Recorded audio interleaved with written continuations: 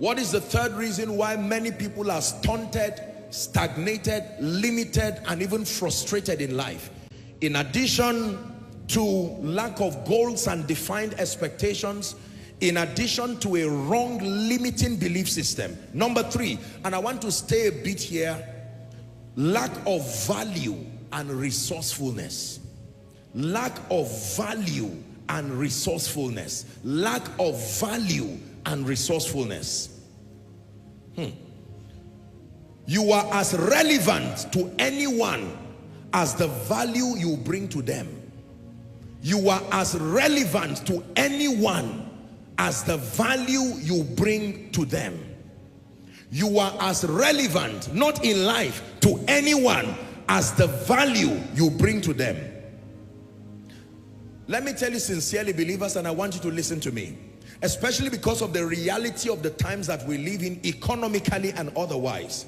Our world today runs on a value-reward system. Value-reward system. It does not run on sentiments. It runs on a value-reward system. Say that after me, please. Value-reward system. One more time. Value-reward system. As a believer, because we have a mandate to reach all nations, at least with the gospel, I hope you know what value is. Value simply means your contribution, the solutions that you provide for people. The level of your usefulness to an individual, a nation, an organization is a measure of your value. The measure of your usefulness to a person is your value to that person. Now, let me give you an instance. Let's say a husband and a wife. A husband can talk to his wife so nicely and say, you are the best woman in the world, you are a wonderful woman, thank God for the gift of you. She is valuable to him. And yet his neighbor can hate her and resent her.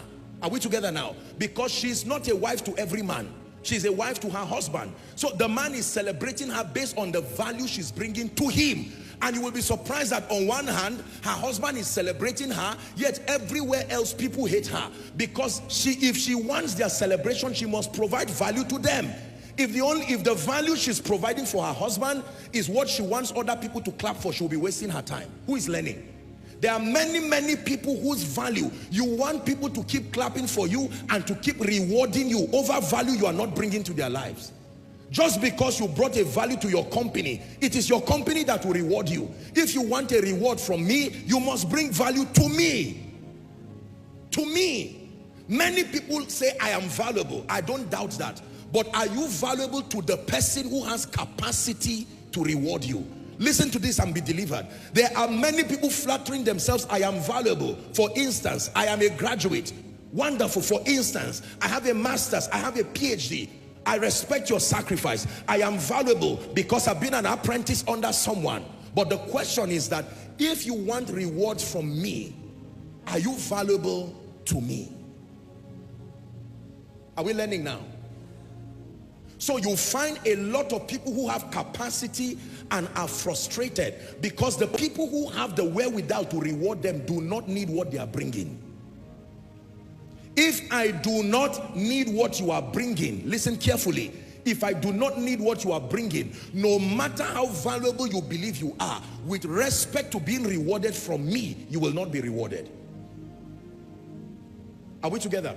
So for instance, you find a young graduate angry and saying, can you imagine after spending 5 years, 6 years, 7 years pro strike, doing a postgraduate, doing whatever it is, I am here now, no job, no situation. I understand and I truly sympathize. But you see, those who have the resources may not need what you are carrying, may honestly not even need what you read. Your own assignment now is to reinvent yourself to communicate the value that can be rewarded. Else you will remain angry even though you are supposedly gifted.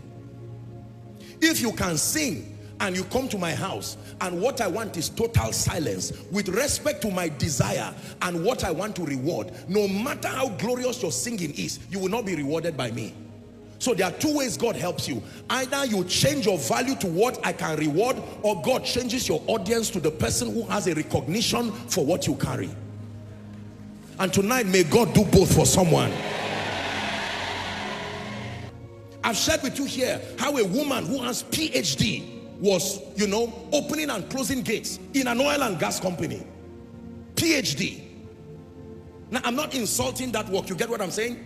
But I'm saying for that level of investment, you have to make do with anything that is available. Again, I pray for you, Koinonia, from the depth of my heart. Whether it's a ministerial grace you carry, whether it's a business grace you carry, whether it's years of intellectual sacrifice, everybody who needs you and can reward you as touching what you carry, this week, in the name of Jesus, may they find you.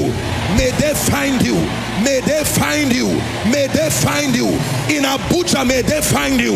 In Lagos, may they find you. In Nigeria, may they find you. Across Africa, may they find you.